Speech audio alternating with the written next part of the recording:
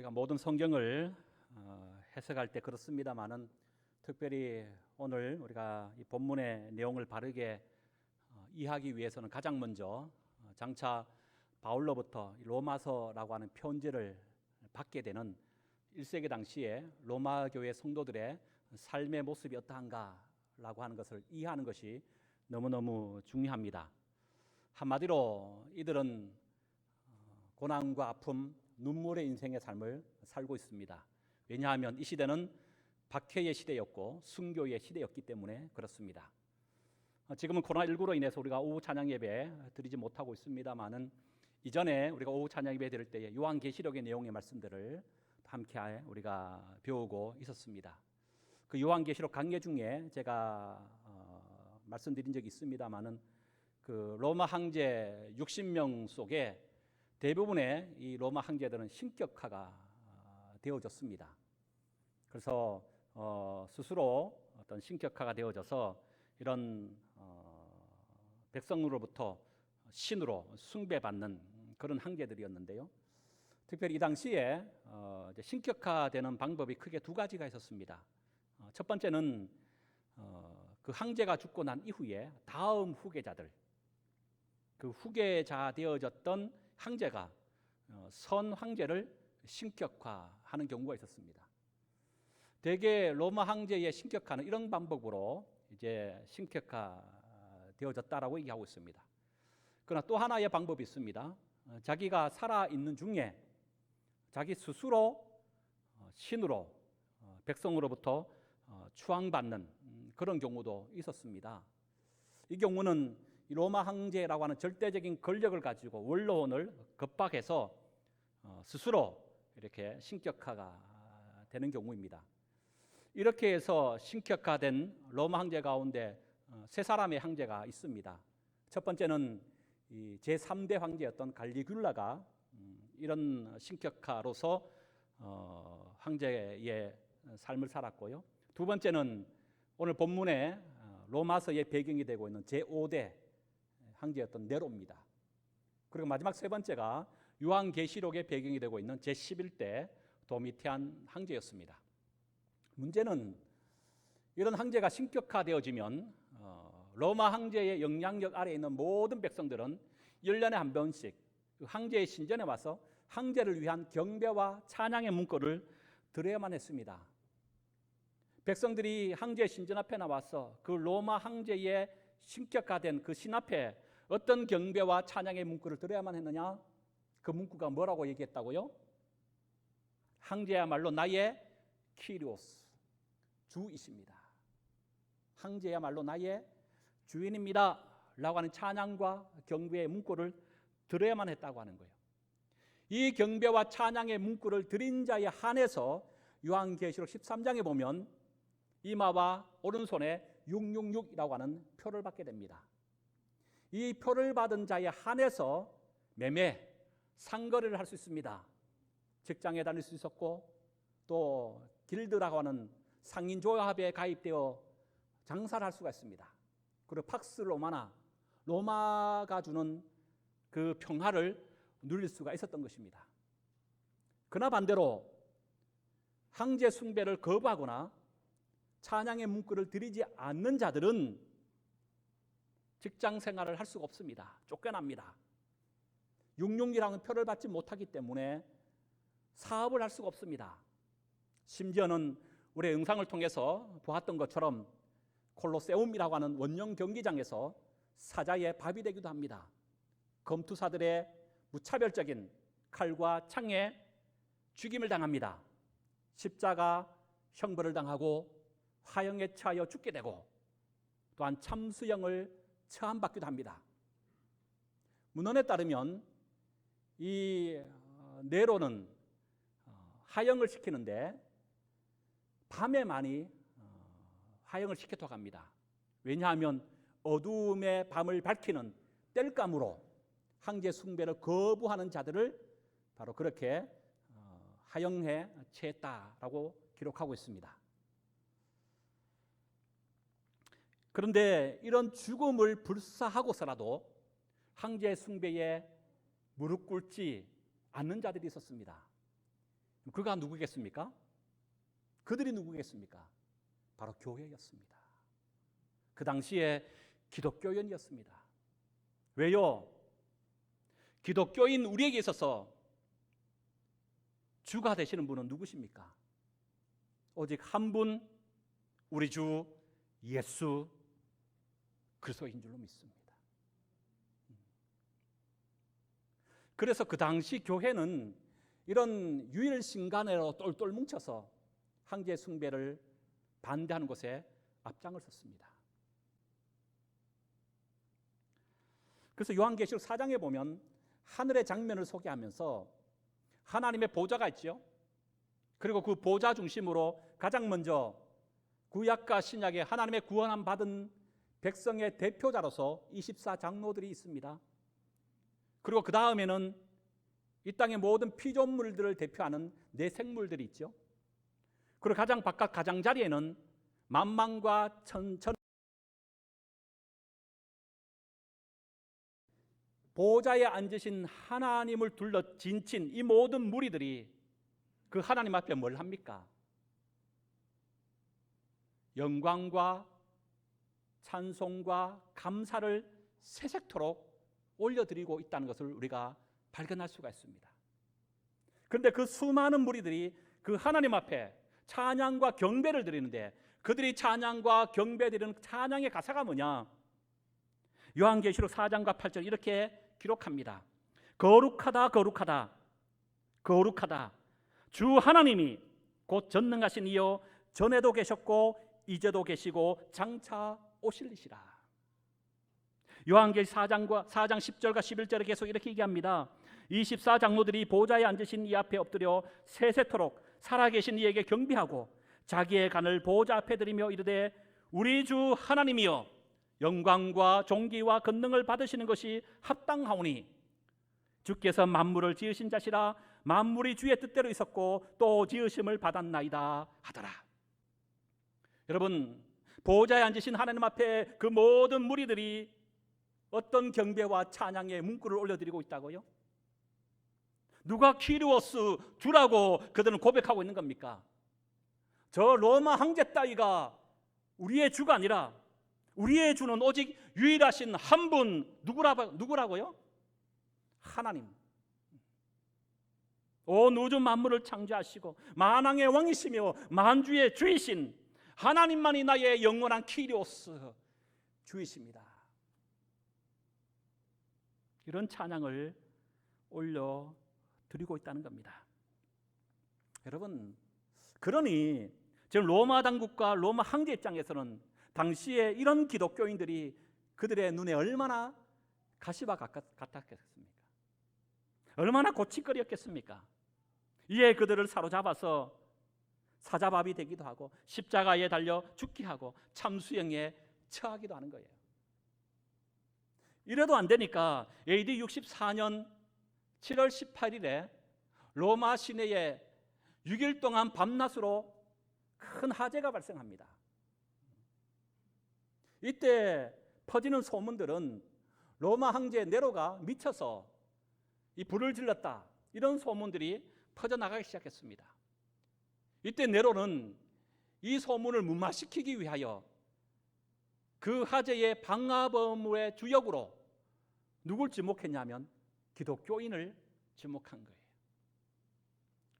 여러분 한번 생각해 보세요. 가뜩이나 지금 황제 숭배를 거부함으로 인하여 얼마나 수많은 고통과 아픔과 핍박과 박해를 당하고 있습니까? 그런데 이런 방화범의 마저 이런 죄를 뒤집어쓰고 살아가야 하는 그 당시에 기독교인들의 삶을 우리가 얼마든지 생각해 볼 수가 있다고 하는 것이지요. 이때 바울이 다시금 체포당하여 참수형 당하게 됩니다. 오늘 로마서를 기록하고 난 이후 약 한 10년이 지나서 AD 68년경에 바울이 참수형으로 순교를 당하게 되죠. 사실 로마는, 이 황제는 바울을 가장 로마의 끔찍한 형벌이었던 십자가에 처하여 죽이려고 했다고 합니다. 그러나 그 로마 시민권자였기 때문에 고통이 덜한 참수형을 시켰다라는 얘기가 있습니다.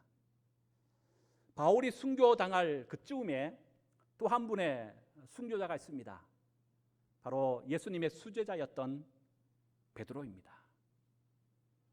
베드로는 예수님처럼 십자가에 똑바로 죽을 수 없다라고 해서 그는 거꾸로 십자가에 달려 순교하셨습니다. 여러분, 지금 이런 배경 속에서 로마서가 지금 기록되고 있는 거예요. 한마디로 지금 로마 교회 성도들은 어떤 삶의 정황 속에 놓여져 있다고요? 환난과 핍박, 박해의 상황 속에 그들이 놓여 있는 거예요.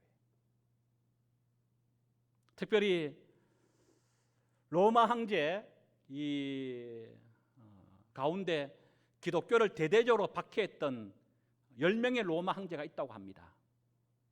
그 10명의 로마 황제 가운데 가장 악랄하고 가장 잔인하게 기독교를 박해했던 황제가 누구냐면 바로 로마서의 배경이 되고 있는 제5대 황제였던 네로입니다. 지금 바울의 편지를 받아야 할 이 로마 교회 성도들은 이런 네로의 치하 속에 있다고 하는 거예요. 그리고 아울러서 지금 이 교회는 어디에 세워져 있습니까? 대로마 제국의 심장부인 로마의 수도인 이 로마 한복판에 이 로마 교회가 세워져 있는 거예요. 상대적으로 다른 멀리 떨어진 지역에 세워진 교회보다가 그 심장부 중심에 이 교회가 세워졌으니까 다른 지역의 교회보다 얼마나 더 큰 핍박과 박해가 있었을까라고 하는 것도 우리가 가히 짐작할 수 있을 것입니다. 여러분, 이런 이들에게 바울이 로마서를 기록하여 보냅니다. 목적은요, 첫 번째가 위로와 격려를 하게 하기 위함이에요. 고통과 아픔, 절망과 두려움, 죽음 앞에 서 있는 이들에게 하나님의 말씀으로 하나님의 끊임없는 사랑이 너희 가운데 늘 함께하고 있다라고 위로와 격려의 말로서 이 편지를 쓰고 있는 겁니다. 또 하나 중요한 목적은 죽기까지 믿음을 지키는 자들이 있었지만 반대로 박해를 두려워서 교회를 등지고 배교하는 자들 또한 교회 안에 속출하기 시작했습니다. 이런 자들에게 바울은 로마서를 통하여 그들에게 말하고 있는 겁니다. 여러분, 당신들이 이미 얻은 이 복음이 얼마나 위대한 것인지 아십니까? 얼마나 능력 있고 얼마나 중요한 것인지 아십니까? 순교할지언정 배교하지 아니하고 반드시 지켜야 할 것이 있다면 이 복음입니다. 여러분, 결코 황제의 숭배 앞에 무릎 꿇지 마십시오.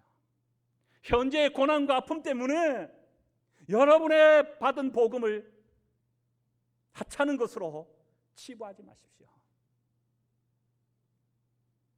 이 얘기하고 있는 거예요. 그리고 나가서 현재의 고난은 우리에게 나타날 영광과 좋게 비교할 수 없다라고,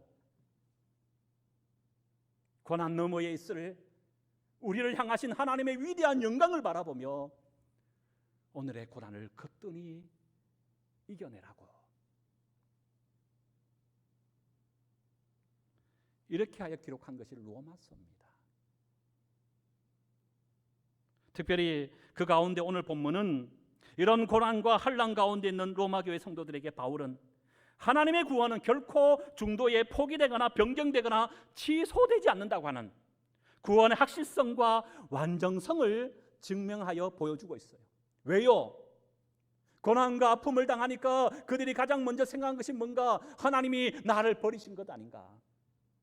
내가 구원함 받았다면, 하나님의 아들이라면, 의로 칭함받았던 하나님의 양자된 자녀가 되었다면 왜 오늘의 현실 속에 이런 감당할 수 없는 환난과 핍박을 겪을 수밖에 없는가? 내가 구원함 받지 못했기 때문 아닌가? 구원함 받은 자들을 하나님 왜 속수무책으로 저 로마 황제의 손 앞에 저렇게 무차별적으로 죽임당할 수밖에 없는가? 하나님 정말 살아계신 것 맞는가? 내가 정말 구원함 받은 자가 맞는가? 하나님이 정말 나를 사랑하신 것 맞는가? 이러한 신앙의 딜레마, 영적인 물음이 그들 가운데 끊임없이 생기게 되어졌습니다. 여기에 대한 해답을 줄 수밖에 없었던 거예요. 그래서 믿음이 흔들리는 자, 박해와 핍박 앞에 구원에 대한 믿음이 사라지고 있는, 흐려지고 있는 그들을 향하여 결코 그렇지 않다. 하나님의 구원은 영원하며 확고하다. 그리고 또 하나는 환난이나 공고나 박해나 기근이나 적신이나 위험이나 심지어 칼이라 할지라도 우리를 그리스도 예수의 사랑에서 결코 끊을 수 없다라고 하는, 우리를 향하신 그리스도의 사랑은 지금도 우리 가운데 늘 함께하고 있다고. 십자가형을 당하고 하형을 치하당하고 참수형당하는 순교의 그 현장 속에서도 너희들을 향한 하나님의 사랑은 결코 끊어지지 않는다라고.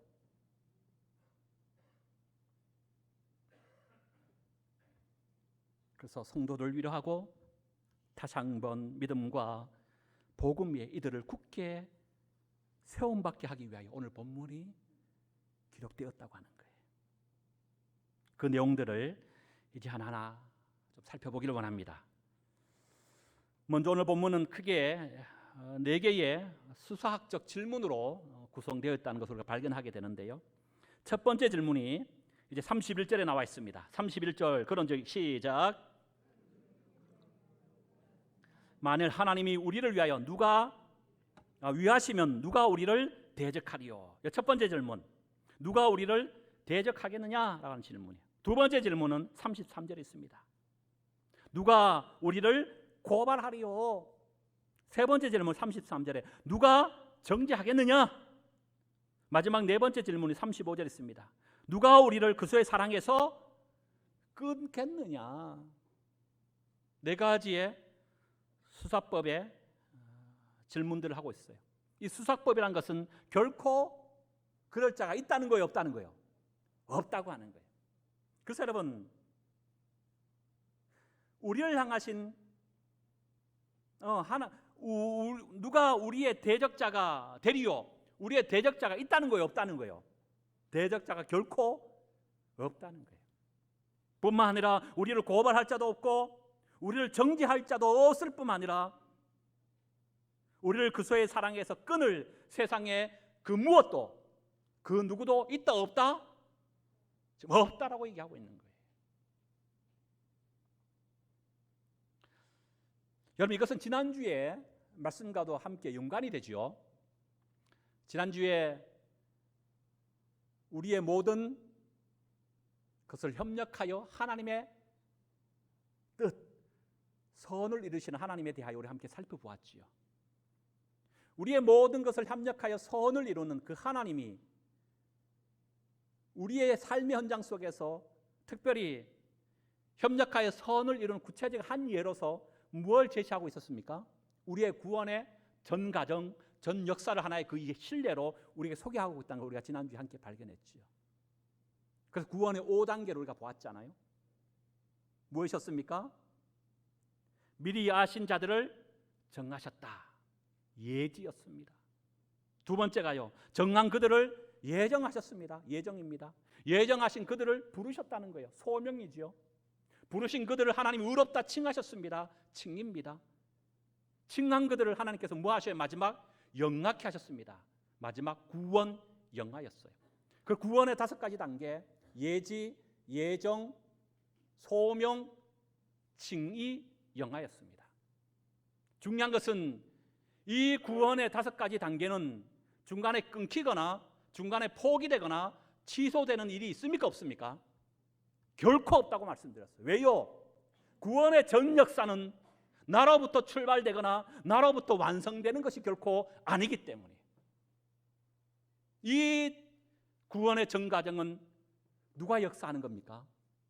하나님이 주신 것이고 하나님께서 역사하기 때문에 그래요. 그래서 우리 하나님은 알파와 뭐 되시는 분? 오메가 되시는 분이, 시작하신 분이 완성하시기 때문에 그래요. 하나님이 우리를 예지하셨다면 마지막 영락케 하실 분도 누구밖에 없는 거예요? 하나님밖에 없는 거예요. 그래서 우리의 구원은 확고하고 확실한 거예요.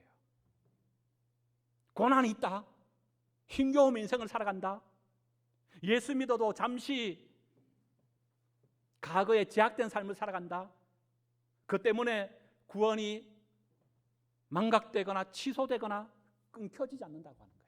아멘. 왜요? 구원의 역사는 내 손에, 내 삶에 달려있는 것이 아니라 전적인 하나님의 역사 속에 있기 때문에 결코 끊어지지 않는다 해서 이 구원의 5단계를 다른 말로 황금 사슬고리다, 사슬이라고 하는, 이렇게도 묘사하고 있다라고 지난주에 제가 말씀을 드렸습니다. 그래서 오늘 특별히 여기서 주목할 단어들이 있는데요. 먼저 33절에 보면 누가 능히 하나님께서 택하신 자들을 뭐 하리요? 고발하리요. 고발이라는 단어가 나와요. 우리가 지금 현재 개역 개정판의 성경을 봅니다만은 개정 이전에 우리 개역 성경을 봤죠. 개역 성경 속에서의 이 고발을 송사로 이렇게 번역합니다. 원문적으로 보면 고소하다, 비난하다, 이런 의미의 뜻을 함께 가지고 있습니다. 여러분, 우리를 고발할 자가 있다는 거예요. 하나님 앞에서 우리의 잘잘못을 고소하는 자가 있다면 그가 누구일까요? 내 원수 같은 김 집사가 아니에요. 저 중보기도 시대 가서 하나님, 이 집사가 나에게 이런 일을 행했는데 언제까지 참고만 계시려면, 이런 걸 얘기하고 있는 게 아니에요. 여러분, 우리를 위하여 고소하고 고발할 자가 있다는 거예요. 누구겠습니까? 사탄입니다. 어떻게 알 수 있습니까? 성경을 통해서 우리는 발견하죠. 욥기 1장과 2장에 보면 하나님의 어전회의가 열립니다. 그때 하나님께서 사탄에게 어떻게 얘기합니까? 내 종 욥을 주의하여 보았느냐? 그와 같이 온전하고 정직하여 하나님을 경외하며 악에서 떠난 자는 세상에 없느니라. 하나님이 욥을 막 이렇게 칭찬하지요. 이때 사탄은 욥을 어떻게 고소합니까? 하나님, 욥이 까닭 없이, 이유 없이 하나님을 경외하겠습니까? 욥이 지금 하나님을 경외하는 것은 그가 많은 재산을 가지고 있기 때문에 그렇습니다. 욥이 하나님을 경외하는 이유는 그에게 많은 자녀들이 있어서 행복을 누리고 있기 때문에 그렇습니다. 욥이 하나님을 경외하는 것은 그가 건강하기 때문에 그렇습니다. 하나님, 욥에게 이 모든 것을 빼앗는다면 욥 역시 하나님을 저주하고 하나님을 떠나갈 것입니다. 사탄은 하나님 앞에 욥을 이렇게 고소한 거예요. 그래서 요한계시록 12장 10절에 보면 사탄이 누구냐? 사탄에 대하여 정의하기를 사탄은 참소하는 자다, 이렇게 정의하고 있어요. 참소하는 자, 세번역 성경에 보면 고소하는 자다, 이렇게 되어 있는 겁니다. 문제는 이 고소와 고발이라는 단어가요, 현재형으로 기록되고 있다는 거예요. 무슨 말입니까? 사탄은 오늘도 끊임없이 성도된 우리를 하나님 앞에 고소하고 있다는 거예요.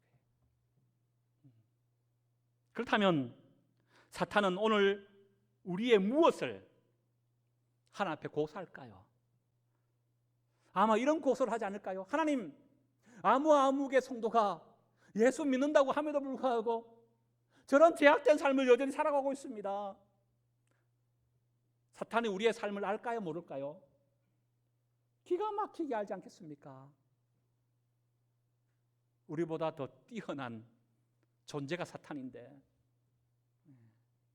그러니까 우리의 연약한 것, 우리의 제약된 것들, 우리 하나님 뜻에 반한 모든 악한 삶들을 오늘 또 사탄은 하나님 앞에 나아가서 고소와 고발을 하고 있다는 거예요. 그럼 사탄이 뭐라 그래요? 하나님, 언제까지 저 사람을 그냥 내두실랍니까? 하나님의 이름이 저 성도로 인하여 지금 망령되 일컬임 받고 있는데 당장이라도 하나님 심판해야 되는 건 아닙니까? 고소하고 있는 거예요.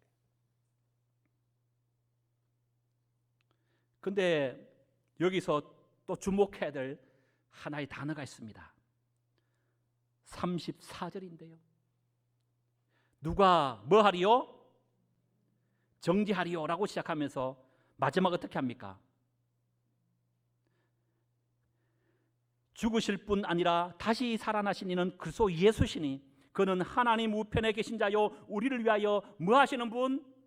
간구하신다. 누가 간구하는 거예요? 예수님이 누구 편에?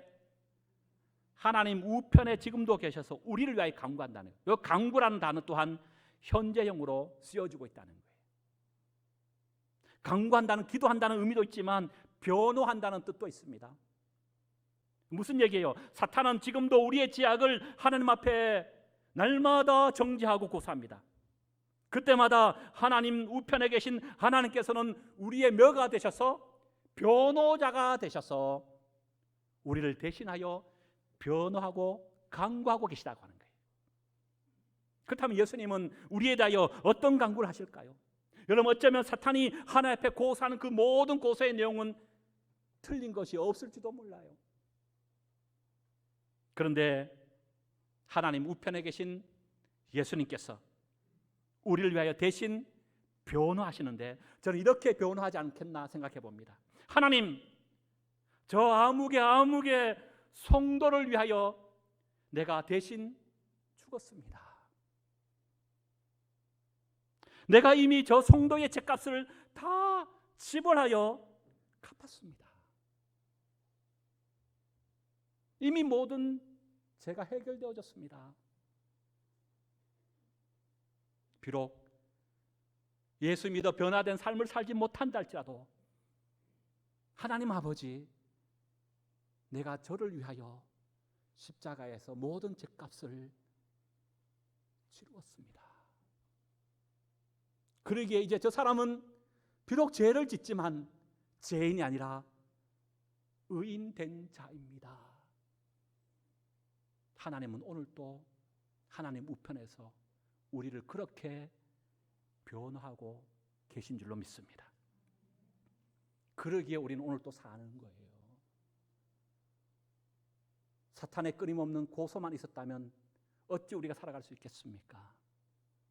그러나 하나님 우편에서 날마다 우리를 위하여 대신 변호하시는 예수님의 간구가 있기에 우리가 살아갈 수 있게 되는 줄로 믿습니다.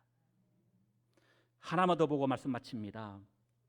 35절에 네 번째 줄문이 나오죠. 누가 우리를 그리스도의 사랑에서 끊으리요. 이것 또한 수사적 기법으로 우리를 그리스도의 사랑에서 끊을 자가 있다는 거예요, 없다는 거예요? 없다라고 하는 거예요. 근데 중요한 36절부터 39절이 이제 하나의 연결되어지는 한 통의 본문인데요. 이 구절을 보면 참 재밌습니다. 먼저 시작을 35절에 누가 우리를 그리스도의 사랑에서 끊으리요? 그리스도의 사랑에 대한 얘기를 하죠. 그럼 마지막 절도 보세요. 39절 하반절에 우리를 우리 주 그리스도 예수 안에 있는 누구의 사랑? 이번에는 하나님의 사랑에서 끊을 수 없다는 거예요. 그러니까 처음과 마지막, 시작과 끝에 무엇이 자리 잡고 있어요?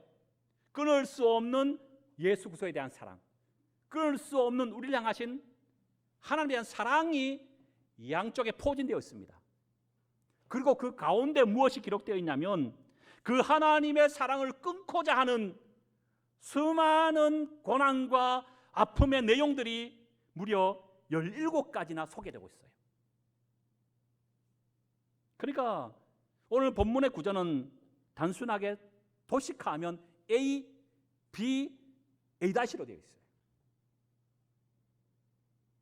결코 끊을 수 없는 그리스도의 사랑과 하나님의 사랑이 성도들의 고난을 감싸고 있는 이런 구조로 오늘 35절과 39절이 그렇게 기록되어 있다고 하는 거예요.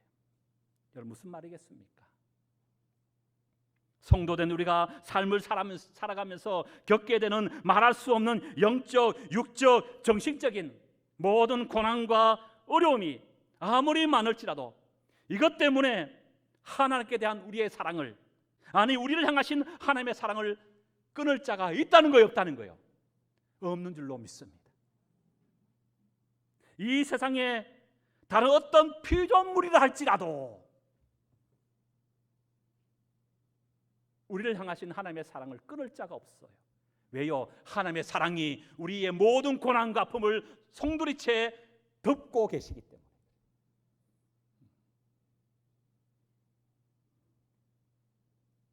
그 하나님의 사랑 가운데 놓여 있는 자를 누가 감히 빼앗겠습니까? 그 사랑을 끊을 자가 누가 있겠습니까? 이 세상에 아무도 없다고 하는 거예요. 뿐만 아닙니다.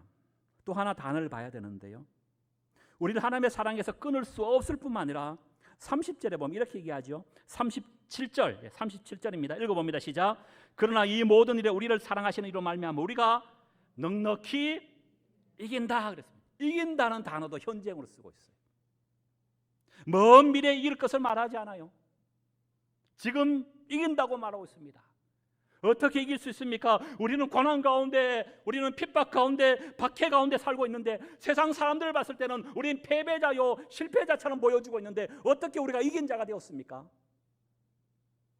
누구 때문에? 우리를 향하신 하나님의 사랑 때문에.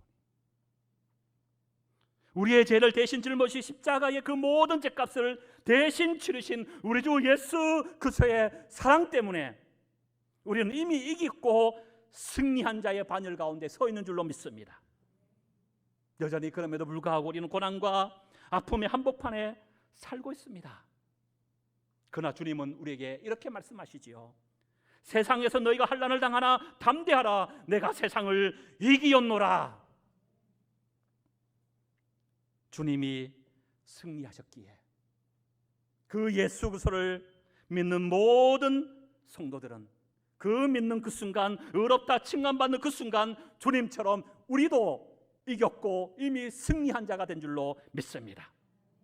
우리의 신분과 위치는 이미 승리하고 이긴 자가 되어져서 하늘의 영광의 보좌 앞에 서서 세세토록 영광과 찬송을 하나님 앞에 돌리고 있다는 사실을 여러분 기억하십시오. 단지 육신의 이 몸만은 여전히 제약된 세상에 있기 때문에 고난과 아픔을 당하고 있을 뿐이에요. 말씀을 마칩니다.